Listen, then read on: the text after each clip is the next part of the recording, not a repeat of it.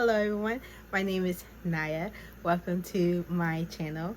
If you don't already know, I am an entrepreneur slash business owner for a bikini brand called Sunkissed Babes. I'm doing this video as kind of like a story time slash informative video. If you don't already know, I am preparing to get a double lung transplant. And you're probably thinking, oh, you look so young. Yes, I know. I am 26 years old and I am preparing for a life-changing surgery. And I feel like telling my experience so far will probably be beneficial for someone who is in their 20s and is going pretty much through what I'm going through, and to kind of let you know you are not alone. I feel like there's not many of us out there. There probably is, but just they don't share their story because it's just a lot. The whole thing is a lot. So my story kind of starts obviously when I was born. I was diagnosed with asthma, specifically exercise-induced asthma. So if I do the usual exercises, running around, whatever, I have a chance of getting a flare, coughing and stuff. As time went on, they thought I outgrew it because that was common. But when I started to do more activities like dance, color guard in high school, I started to kind of like get symptoms. Never really got anything serious to where I had to be hospitalized. They're pretty manageable, controllable. So in 2015, I graduated from high school. I started working kind of immediately after graduating that summer, and then I went to community college. And at the college, I stayed at the dorms. So I was working and going to school. So I didn't have a car.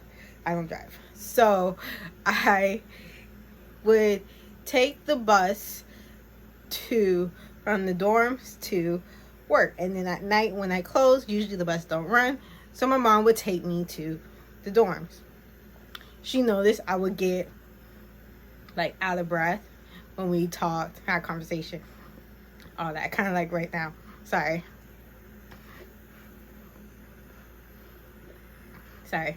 So she noticed I would like get out of breath, everything like that, and she kind of told me, she was like, you need to go see a doctor, you need to see somebody.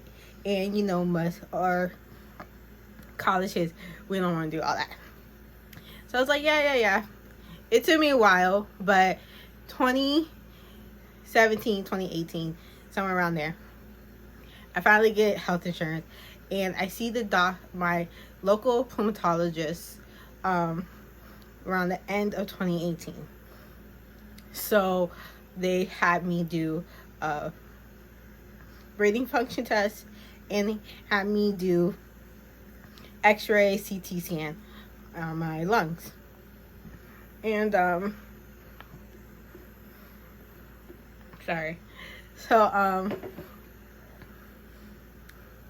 they looked at everything and they asked me, they're pretty much like, do you have a family history of lupus or rheumatoid arthritis? And I was like, no. Well, we do have, some family members do have arthritis, but I didn't really know that like that at the time. So I was like, no. They're like, okay, well, we see some abnormalities, I guess you could say, with my like scan, like my chest. If I can, I'll probably try to like put it around here of what they saw. And so they were like, we want you to get a second opinion. So I was like, okay. And they were like, oh, have you had a lip biopsy? And I was like, no. So pretty much they take like samples of your inner lip and they can diagnose whatever. So I ain't gonna lie, I kind of freaked out. And definitely my mom was on the phone. So she calmed me down. They're pretty much, we're gonna send you to Mayo Clinic in Jacksonville. Excuse me.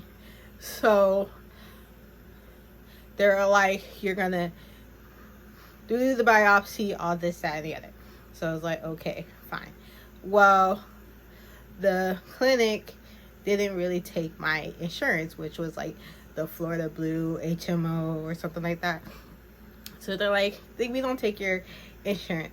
And I was like, okay, great. So then they were like, we'll send you or refer you to UF Shands Hospital in Gainesville. So I was like, okay. Somehow, I'm gonna put it like this.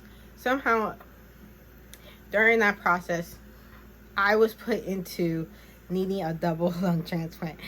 But I didn't know I needed a double lung transplant until I got there. So we were scheduled to do like blood work, the function test, and to see like the doctor's consultant, whatever. So we get to the first appointment, which was blood work, and the lady was like, oh, when did you get your transplant? And I looked at her like, what? And I looked at my mom, and mom was like, what? And we were just like, and the lady's like, oh. Like, it was kind of weird. Like, yeah. So, we were just like, me and my mom kind of knew right there. We were like, red flag. So, we continued to do everything. At first, I was just like, I don't know, Mom. She was like, let's just do everything, and we'll figure it out. So, we do all the tests, and so we wait for the doctors. So, one of the nurses, coordinators, came out. She called like a whole bunch of names, my name and like some other people, and my mom comes with me, and we're put into a room, and she shows like a projection, and she talks like, oh, this is the process of like when you get your double lung transplant. And I'm a screamer, so when it talks about surgery, like pregnancy, giving birth, I'm squeamish about it. Like, I get very like anxiety, nauseous, literally about to faint. And that was me when the lady was describing how they do the transplant. I was leaning on my mom, about to faint. She had to hold me, and she was like, you okay? And I was like, no, I'm not okay. I don't know what's going on. I don't like this. I'm not okay. So she was like, I'll talk to the lady. So the lady finished. She takes us to leave, I guess, so we could see the doctors or something. I forgot where she was going to take us. But Mama stopped her, and she was like, ma'am, I think we have a mix-up. We don't know what's going on. So we explained the situation, and lady's like, oh my God. Like, she was like horrified. So she was like, I'll have you see like the transplant team, and we'll figure this out. So we go into the room, we're waiting for the transplant team, and they're like, oh, we see you guys have a mix-up. So we explained the situation, that I was supposed to get a lip biopsy or some type of sampling to figure out what's going on with me, not a transplant or anything like that, any surgery, whatever. So they're like, okay, let's see your test results from today, and you did at your local rheumatologist, and we also had like a copy of my CT scans. So they were looking at the CT scans, and they're like, yeah, we see that there's scarring, and based off your function test, your lung function is pretty much like isn't normal, like it's decreasing. So they're like, we don't know what you have, but you are going to need a transplant. And I didn't like that. So they're like, it'll be best if you prepare for one. And I was like, me and my mom were kind of like, mom was all right, kind of, I guess you could say, but I did not want to do it. So they're like, you're gonna have to do evaluation week, or what some of us call it, hell week. So they're like, you're gonna have to do evaluation week. So in March of 2019, I did a full week of blood work, doctor's appointments. I saw a psychiatrist. I did you do a left and right heart catheter. And what that is when they kind of put you a little bit under anesthesia / numbness of either your arm, neck, or your groin. At that time, the first, because I took 2 evaluations. So my first evaluation, they did it in my arm. And they did my right heart, not my left, because of my age and like I was kind of healthy-ish. So they did my right, and then they also have you do a swallow test. Now, I literally did almost every test that they had me do except for the swallow test, and here's why. So during the swallow test, they numb your nose, and they numb like pretty much the back of your mouth, and they put a tube down your nose into your throat, and you have to take sips of Gatorade, and that kind of like helps with your like readings of how you swallow and stuff like that. I couldn't do that, and the reason is because on that last day, that's when I got my right heart cath. So when they do it, like I said, they put you on anesthesia. So I was asleep. I was night. And when I went to see the swallow test experts, we're in a completely different area, by the way. I was still kind of sleepy, a little doozy, and yeah, it didn't go well.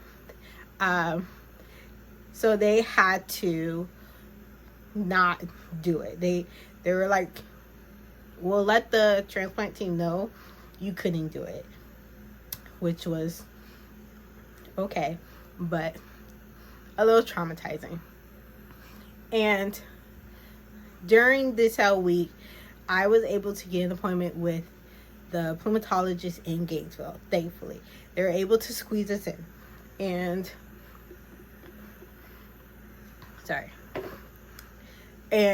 from that doctor, through blood work and stuff like that, they were able to diagnose me with Sjogren's syndrome, and that is an autoimmune disease similar to lupus and rheumatoid arthritis, but it dries your eyes and your mouth, and it also affects other body organs.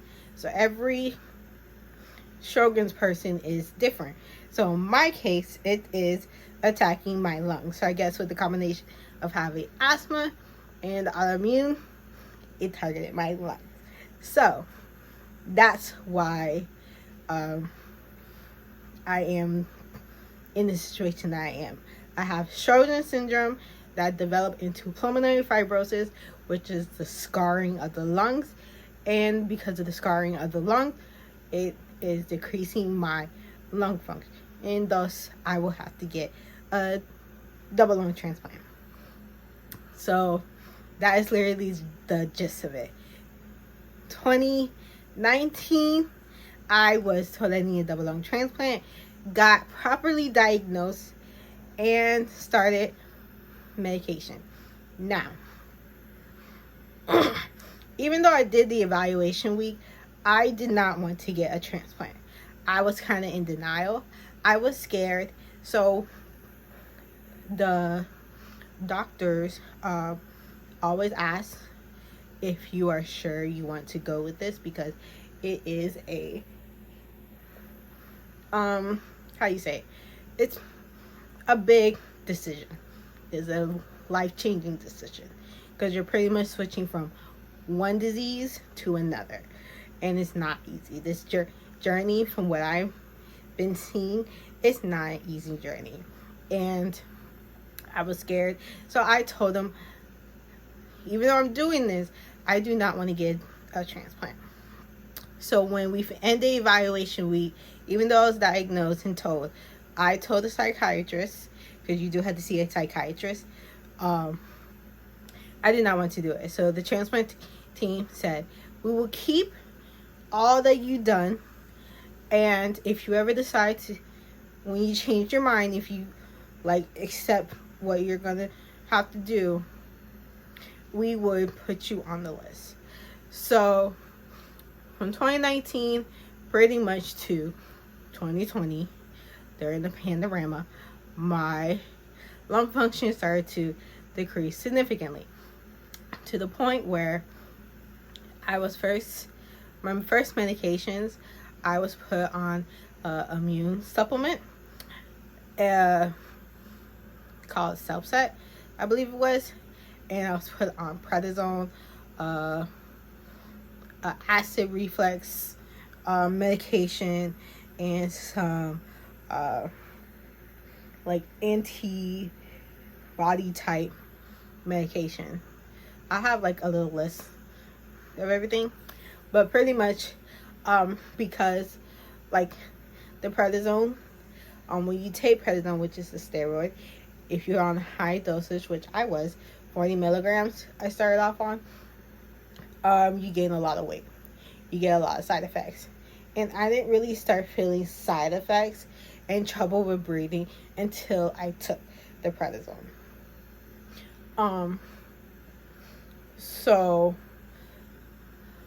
But they start to gradually take you off. So that's what it was for me. So when I was properly kind of diagnosed in April of 2019, I was on a high dosage of prednisone. Then they started to taper me off. And by December of 2019, I wasn't taking prednisone, or I was like on 5 milligrams every other day. Well, I did a breathing function test, like an update. My pulmonologist freaked out. He freaked out. Okay. So he was like, your lung function is really bad. We are going to have to put you back on the prednisone. So 2020, beginning of 2020, before the panorama happened, I was back on 40 milligrams of prednisone. I also, at December of 2019, I was put on oxygen. They have you do a walking test, a 6-minute walk test, and my local pulmonologist did that for me and put me on oxygen. So, put this, because a lot happened in that time frame. December of 2019, I was put on oxygen, like 4 liters of oxygen. 2020, like January 2020, like the first day of January 2020, I was put back on 40 milligrams of prednisone. I was supposed to see my pulmonologist February of 2020, but I ended up getting the flu, and I had started cosmetology school to be an esthetician / nail tech, so a full specialist. I did not go to my February doctor's appointment because I had the flu. They told me not to come in, and I started cosmetology school. So I didn't know when I was going to see my pulmonologist. Then the pandemic happened, and they pretty much shut down everything, and I could not physically go see my doctor. So I would say March, April, I finally was able to do video chat / telehealth with my doctor, and at this time I gained a significant amount of weight. I did not work out, and I ate very unhealthy. And my lovely fiance, when I had my cravings, because prednisone does that to you, you have cravings and you eat a lot and you retain a lot of water weight. So I started gaining weight rapidly, and my fiance would feed me whatever I was craving. So it would be Burger King, McDonald's, Wingstop, you name it. If I was craving it, he would get it. So I gained a lot of weight, and I told the doctors, I gained a lot of weight. I need to lose weight. And he's like, oh, I think you're fine. I'm like, no, I need to lose weight. So when he asked me my weight, he was like, oh, yes, you gained too much weight. And I was like, yes, can we lower my prednisone? He did not want to, even though he knew I gained a lot of weight, but it kind of, I had to fight for it, okay? So I fast forward August, I finished school, and August, September, I finished school.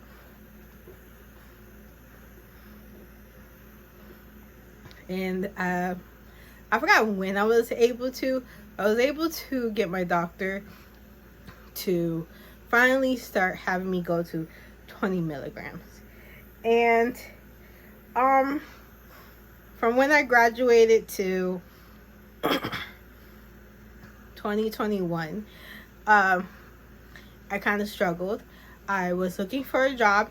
It was kind of hard looking for a job because I had to consider my condition and just overall thing, just trying to manage and work with my current state, and pretty much being a brand new nail tech. And honestly, I'm not the best, but I'm trying. So it took me a long time to finally get a job. Thank God, I finally found a job. Pretty much March, I would say, of 2021, I finally was able to get a job at a salon. They were super sweet. My dad actually knows the owner, and she loves me, and she gave me a chance, and she saw that I was trying. I tried my very best at the salon. It was really hard. I had a couple of rough days. I couldn't do the work that someone who was healthy could do. And it was hard. It was really hard. And so, kind of like realizing how hard it is, I decided, like summer of 2021, I was gonna officially get the double lung transplant. So, come to the realization that I definitely have to get this transplant. So, we're now in July of 2021. I went through Hell Week, evaluation week, but it wasn't as bad as the first time I did it in 2019. I kind of knew what I was going to do. They didn't have me do some of the tests that I'd done before because they were kind of unnecessary. But they did need an updated blood work, right heart cath, and I did a swallow test. I actually really did it, and I did pretty good, and that was like a huge accomplishment for me. My mom was with me, my fiance was with me, and that's one thing I'm very proud of myself, because I've started to learn with my condition, you have to, if you don't want to, push yourself and be in very uncomfortable situation. So I was happy that I was able to push myself to do that traumatizing procedure, pretty much. So when I did the evaluation week, a week later I got the call and they told me I'm on the deferred status. So when you're on the deferred status / list, that pretty much means you're not on the list, but you're getting there. So I had to do things to get on the list. So I had to, for my case, I had to see a psychiatrist again, show proof of affordability, because after transplant, you have to stay in that area or super close for 3 months, 3 to 4 months, depending on how you recover. So you have to show affordability, and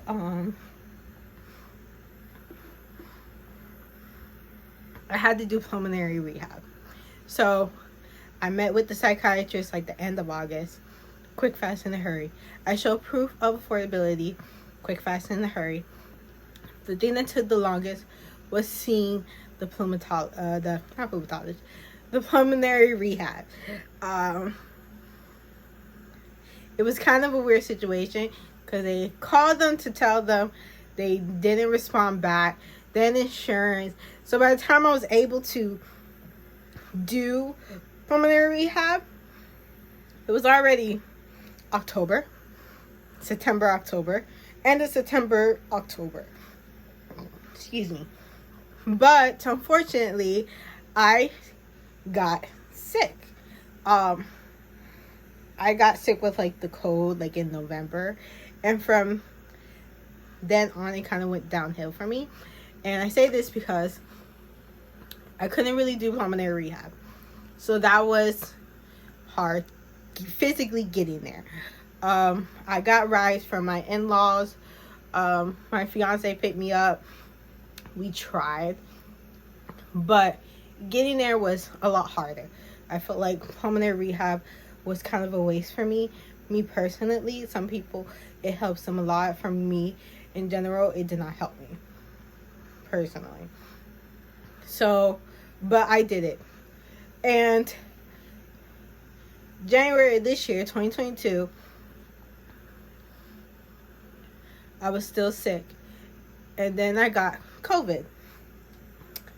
Like the set first. Like, so I went to see my doctors in Gainesville, and the next day or two, I got COVID. But it affected me, but not as badly as most people, thankfully. So I got COVID and the cold, or flu, or whatever, something like that. COVID and the cold. And I got symptoms like of a scratchy throat that Wednesday night into Thursday, and I was admitted to the hospital like that Thursday, Friday, and I stayed there until Monday. I kind of responded quick. I didn't take no chances of, oh, I'll feel better when I get home. No. I couldn't anyways, because when I got admitted, my oxygen levels started dropping, and when that happens, I cough. So I cough a lot, and my oxygen levels drop. And sometimes after a while, I can stabilize it. I drink my water. I'm able to control it. This time around, I couldn't control it. So my mom called 911. They took me to the doctor, told me I had COVID. Stayed at the doctor's till they felt like I was decent. So I kind of had noticed too that my weight was a little high. I didn't like that. I was like 100, around 160, 50, 60, something like that. And I didn't like that. So I did want to change. I didn't want to change my prednisone intake because I knew that takes to the weight problem. And try to get better. Well, because I had COVID, I had to bring up my prednisone use. So that was a lot of fluctuation, a lot of weight problems. And that ended up becoming to where I gained too much weight. And March of 2022, I was like 177 pounds. And because I was 177 pounds, my BMI was too high.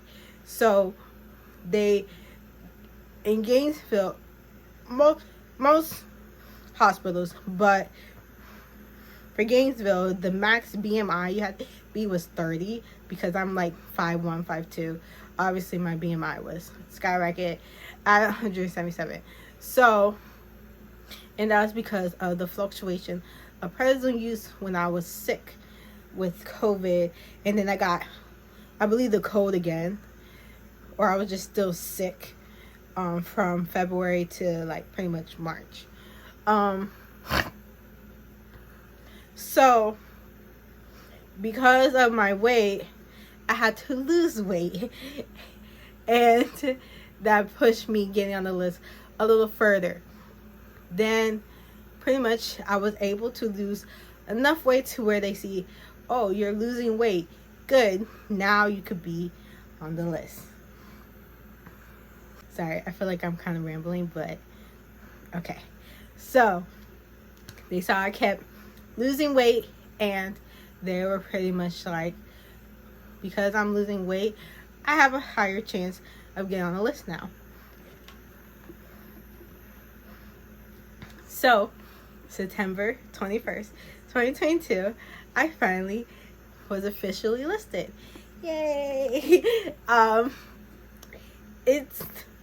try to stay calm, cool, collected, because she gave me, the coordinator gave me a lot of information that I had to be like, okay, I'm okay with.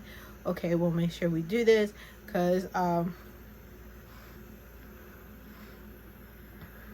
they give you a list of things to print out, kind of acknowledge I can't be too far away from the hospital.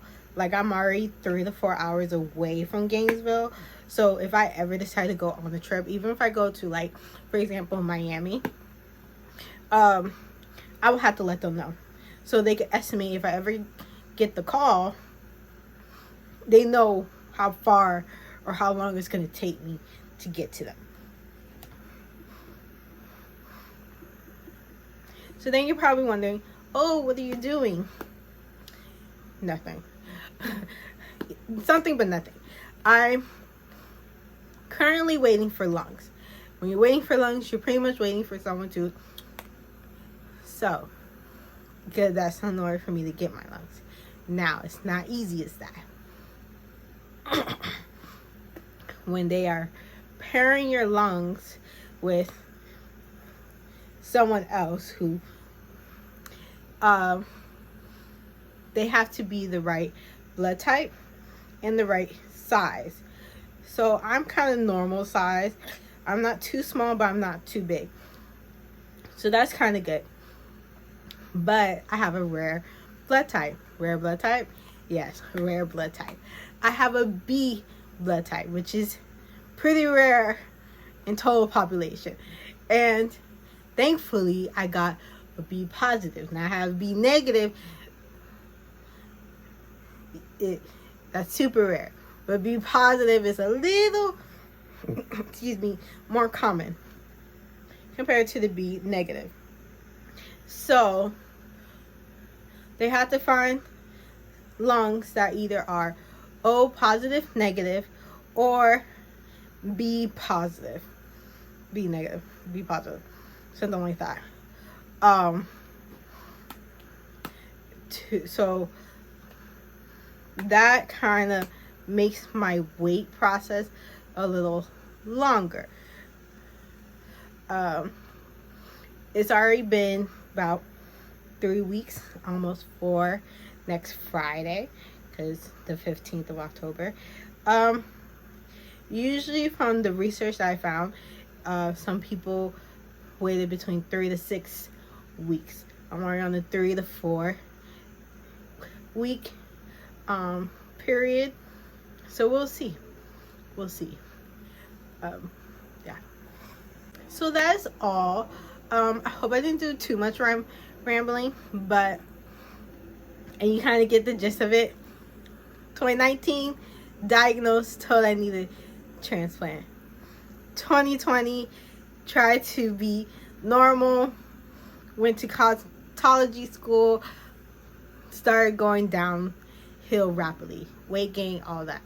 2021, try to work, kind of acknowledged I needed transplant, started my journey. 2022, in the beginning, I was sick, gained a lot of weight at my heaviest, finally started losing weight in summer of 2022 to now, and I finally got on the list in September 21st, 2022. Now I am waiting for perfectly healthy, functioning lungs. Yeah, I hope you guys enjoyed this video. If you have any questions, please put them in the comments. I'll try to answer them. If anything, I will do a Q&A video of questions, concerns, anything like that to specify. I try not to ramble too much in this video, so yeah. But thank you for listening. Thank you for acknowledging, I guess you could say, of my process. It's scary. It's a lot. I try not to think too much into it negatively, because then I'll psych myself out. Sometimes you just literally have to take things day by day, and you have a new perspective on life going through this. Especially at 20 years old, like in your 20s, trying to live your life, all that. I'm gonna do more videos on my journey, especially my weight loss journey. So if you like this video, please like, comment, anything you want, and I'll try my best to answer back. And like, comment, subscribe. I hope to do more videos of my transplant journey, my bikini brand, Sunkissed Babes. Yeah, just thank you, and I hope to see you guys next time. Bye.